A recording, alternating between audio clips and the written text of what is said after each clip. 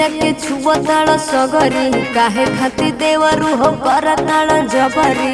अरे ई सब का करता रह ए बेरी बेरी देहिया के छुबताड़ सगरी काहे खातिर देवरू हो करताड़ जबरी।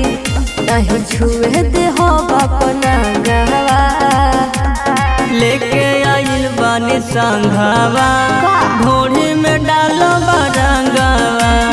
लेके आइल बानी संघवा ढोली में डालो बरंगवा।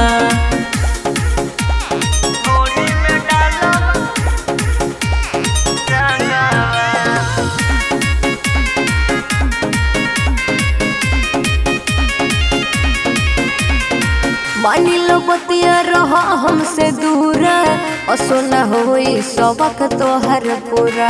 डालब भीतर रहे ना अधूरा भरल बाटे पिचकारी हो पूरा। अच्छा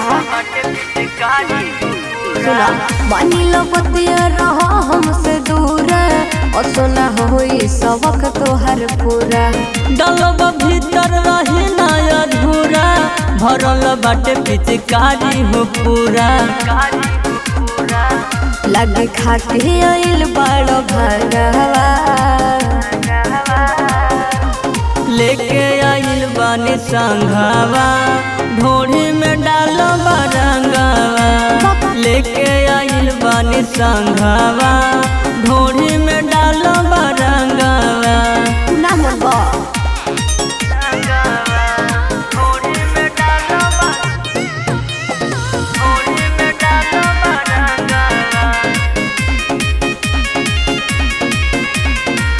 आइल बड़का है ए संतोष विदेशी सकनथ संगे बोला तार बेसी। डटन भौजी न दहिया में लेसी लगता उतरे हमार महुआ देसी। आइल बड़का है ए संतोष विदेशी सकनथ संगे बोला तार तू बेसी। डटन भौजी न दहिया में लेसी लगता उतरे हमार महुआ देसी।